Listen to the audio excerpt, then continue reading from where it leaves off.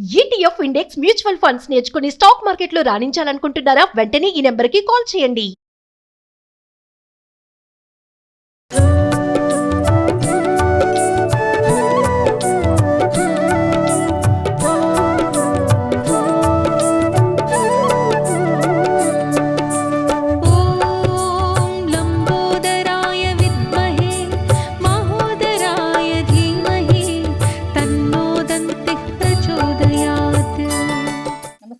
నమస్తే రమగారు, వినాయక చవితి పండుగని మనం చేసే పూజా విధానం కానీ పద్ధతులు కానీ ఒక రకంగా ఉంటాయి, మిగతా వారంతా కూడా ఒక రకంగా ఉంటాయి. ఎందుకంటే మనం పత్రిని పెడతాము, మట్టి వినాయకుడిని కొలుస్తాము, తర్వాత ఆ రోజే తెచ్చుకోవటం, స్వామిని కథ చదువుకోవటం, ఇలాంటి విధానాలు. కానీ అన్ని ప్రదేశాల్లో మనం ఇది చూడం.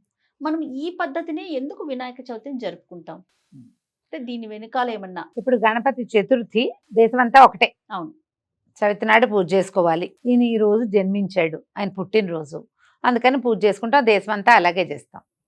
ఇప్పుడు మనకి ప్రత్యేకంగా ఏమిటి? ఈ మట్టి వినాయకుడు, ఈ ఏకవింశతి పత్రాలు, మళ్ళా ఈ పత్రిని, ఈ వినాయకుడిని పొలాల్లో నిమజ్జన పొలాల్లో పెట్టడము, వినాయకుడిని తీసుకెళ్ళి ఈ పత్రాలన్నీ నిమజ్జనం పారే నీటిలో వేయటము. మనకు అవకాశం లేదు కాబట్టి మనం హుస్సేన్ సాగర్లో తీసుకెళ్ళి పెడుతున్నాం. కానీ పూర్వం ఏం చేసేవాళ్ళు, పంట పొలాల్లో అక్కడ పెట్టేసేవాళ్ళు.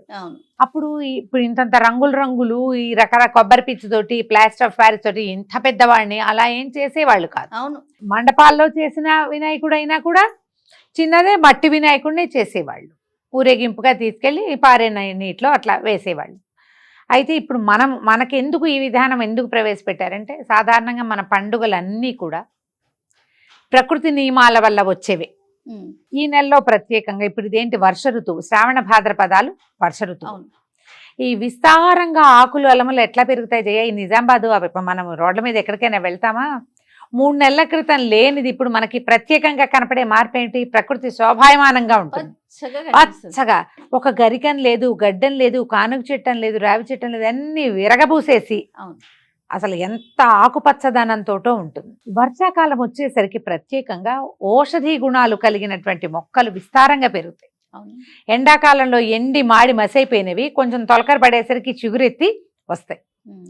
ఇప్పుడు మనకి పూజలో మనకి చెప్పబడిన ఆకులన్నిటికీ కూడా ప్రతిదానికి ఒక విశిష్టత, ప్రతిదానికి ఒక ఔషధ గుణం ఉంది. పైగా ఈ కాలం ఏంటి, ఇక్కడ మొదలుపెట్టి ఈ వర్షాకాలంలో జలుబులు దగ్గులు ఓల్డని వస్తాయా, ఇక్కడి నుంచి మనకు అంత చల్లగానే ఉంటుందా? దీని తర్వాత ఋతువు, ఆ తర్వాత ఋతువుల్లో ఏమవుతుంది, వాతావరణం చల్లగా ఉంటుంది.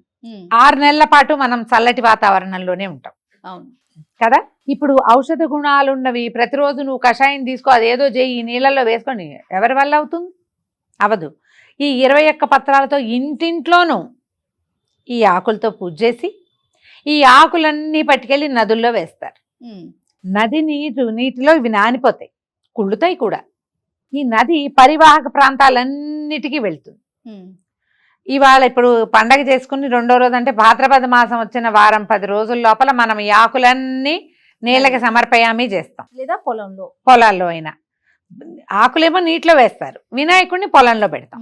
ఇవన్నీ నీళ్ళలోకి వెళ్ళిపోతాయి. ఈ నీరు అవి ఎక్కడెక్కడికి వెళ్తున్నాయో వాటి ఔషధ గుణాన్ని మోసుకెళ్తాయి, సారవంతం చేస్తాయి నేలని. ఇప్పుడు ఆకులు కుళ్ళితే ఏమవుతుంది, నేల సారవంతం అవుతుంది.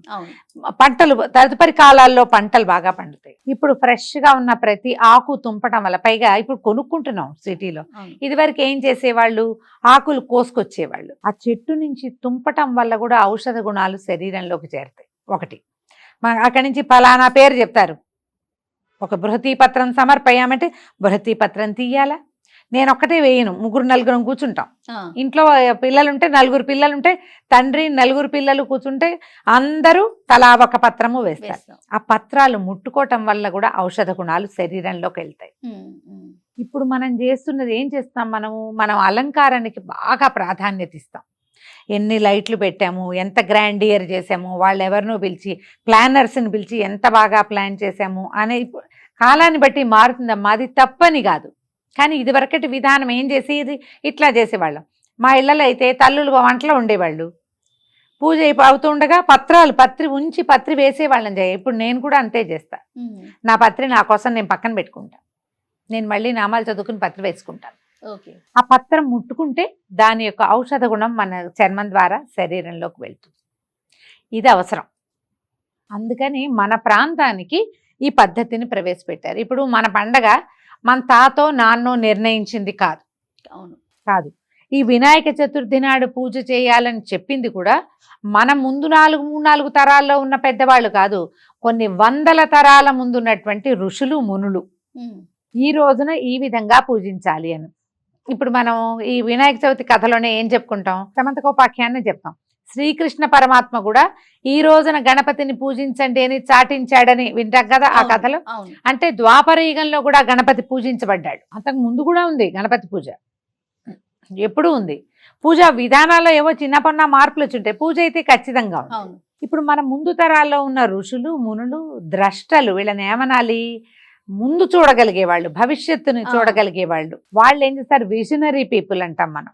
వాళ్ళు ఏం చేశారు, ఇప్పుడు మానవులకి శారీరకమైన ఆరోగ్యం కావాలి ఒకటి, తర్వాత వీళ్ళకి కొంత ఆధ్యాత్మిక ధోరణి అలవర్చుకోవాలి 2, 3 వాతావరణం మరింతగా శుభ్రపడాలి. ఈ సమయంలో వస్తున్నటువంటి మొక్కలో చెట్లో వాటిలలో ఔషధ గుణాలన్నవి మళ్ళీ నీటిలో చేరాలి. పూజించబడిన మట్టి గణపతి మళ్ళీ మట్టిలోకే చేరాలి. మానవుడికి ఒక ప్రబోధం, నువ్వు దేని నుంచి పుట్టావో అందులోకే పోతావు రా అని. అంతేగా. మేమేం చేసేవాళ్ళం అంటే పొలంలో పెట్టేసేవాళ్ళం గణపతిని, ఈ ఆకులనేమో చెరువులో వేసేవాళ్ళం, పువ్వులు వదిలేసేవాళ్ళం, పువ్వులు మొక్కల్లో వేసేసి ఆకులు మాత్రం తీసుకెళ్లి పంట కాలవల్లో చెరువుల్లో వేసేవాళ్ళం. ఈ విధానం ప్రకారం చేయటం వల్ల ఏమవుతుంది, మనకి తర్వాత సంవత్సరం తర్వాత కమింగ్ డేస్ లో కూడా మనకి ఆరోగ్యం బాగుంటుంది. అవునవును. అందుకని ఇలాంటి పద్ధతి ప్రవేశపెట్టారు. ఇప్పుడు చూడు 21 పత్రాలతో చేయిస్తాం. ఏకవింశతి పత్రం ఎందుకు అని ఒక ప్రశ్న ఎప్పుడు వస్తుంటుంది. ఎందుకు 21? 20 ఎందుకు కాలేదు, 19 ఎందుకు కాదు, 22 ఎందుకు కాదు? మానవ దేహం మనకి పంచ కర్మేంద్రియాలు, పంచ జ్ఞానేంద్రియాలు, 2 5 10, తర్వాత పంచ ప్రాణాలు, పంచ ఉప ప్రాణాలు, 2 5 10, వీటితో పాటు మనసు 21. ఈ 21 తత్వాలకి ప్రతీకగా మనం 21 ఆకులు వేస్తాం. ఒక్కొక్క దానికి ఒక్కొక్కటి, లేదా పంచ ఉప ప్రాణాలు కాదు అనుకుందాం. పంచ ప్రాణాలతో పాటు మనకి పంచభూతాలు ఉన్నాయి. వీటికి ప్రతీకగానే 21 ఆకులని నిర్ధారించి ఉండొచ్చు బహుశా. ఇది పద్ధతి అయ్యి ఉంటుంది. మనం అందుకని ఏం చేస్తాం, పోనీ ఒకవేళ పత్రాలు దొరకలేదు, దూర్వాయుగ్మ పూజ ఎలాగో చెప్తారు, వాకిళ్లలో కేవలంగా పెరుగుతుంది గరిక. అవును, గరికను తెచ్చి పూజిస్తాం. ఈ విధంగా పూజించడం వల్ల ఏంటంటే మనం ఆ గరికని ముట్టుకోవటము, గరికని సమర్పించటము, గరికని మళ్ళీ నీటిలో వేయటము, ఇవన్నీ కూడా మనకి తర్వాత రోజుల్లో ఆరోగ్యంగా ఉండటానికి ఉపయోగపడేవి. పూర్తిగా మన ఆరోగ్యం కోసమే కదా రమ్మగారు. అంతే. భక్తి శ్రద్ధలకి ఎంత ప్రాధాన్యత ఇచ్చాము, ఆరోగ్యం మీద కూడా అంత దృష్టి పెట్టి పెద్దలు నిర్ణయించారు. మీరు ఏ పండగైనా కార్తీక మాసంలో పొద్దున్నే స్నానాలు చేయాలి, ఆరోగ్యం కోసమే. అవును, సీజన్ ని దాన్ని గెలవడానికి మనం ఈ పని చేస్తాం. మరి మీరు ఆలోచించి చక్కగా ఇవన్నీ సరిపడా ఎందుకు జరుపుకోవాలి అని అనుకుంటే ఆ ప్రశ్నకి మనకు సమాధానం దొరుకుతుంది. మీరే ఆలోచించుకున్నా మనకు అర్థమవుతుంది. ఈ పత్రాల్లో కొన్నైనా మనం కోసి మనమే వెతుక్కుని, ఇది వరకు జయ హైదరాబాద్ చుట్టుపక్కలంతా మనకి బోళ్ళంత గ్రీనరీ ఉండేది. ఊళ్ళల్లో కూడా ఏం చేసేవాళ్ళు, పిల్లలు పోయి తెచ్చుకునేవాళ్ళు. మేమైతే మా ఊళ్ళో వెతుక్కుని తెచ్చుకుంటుండే వాళ్ళు. ఏవో 1 2 దొరికేవి కాదు, మిగిలినవన్నీ దొరికేవి. అవకాశం ఉన్నవాళ్ళు సొంతంగా దొరికించుకోండి. పత్రి కొనగలిగితే కొనుక్కోవటం, ఏరుకుని రాగలిగే అవకాశం ఉంటే ఎంచక్కా చేయండి, పిల్లలతోటి చేయించండి. అవన్నీ వాళ్లే స్వయంగా తెంపితే ఇంకా మంచిది. అందుకనే మనకి ప్రత్యేకంగా ఇలాంటి విధానాన్ని మళ్ళీ చూడు, ఈ రోజున అస్సలు నూనెలు లేకుండా, మసాలాలు లేకుండా, ఏ హైరానా లేకుండా కమ్మని భోజనాన్ని పెడతాం మనం. మీరు ఈ ప్రత్యేక దినం రోజునైనా మనం ఒక పదార్థం తింటామా?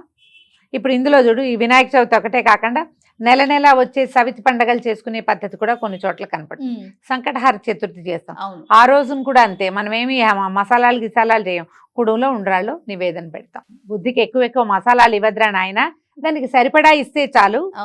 ఎంత సాత్వికత ఇస్తే అంత మంచిగా పనిచేస్తుంది. ఈ దరిద్రాలన్నీ వినకుండా ఉంటాం, మనం ప్రశాంతంగా ఉంటాం, ఆరోగ్యం బాగుంటుంది అని చెప్పడానికే ఇలాంటి ఆరాధనా క్రమాన్ని మనకి అలవర్చి ఉండవచ్చు. పిల్లలు కనుక మనకి ప్రశ్నిస్తే వినాయక చవితిని మనం ఎందుకు చేసుకోవాలి అంటే ప్రకృతితో మమేకమవటం, ఆరోగ్యాన్ని కాపాడుకోవటం. అంతే.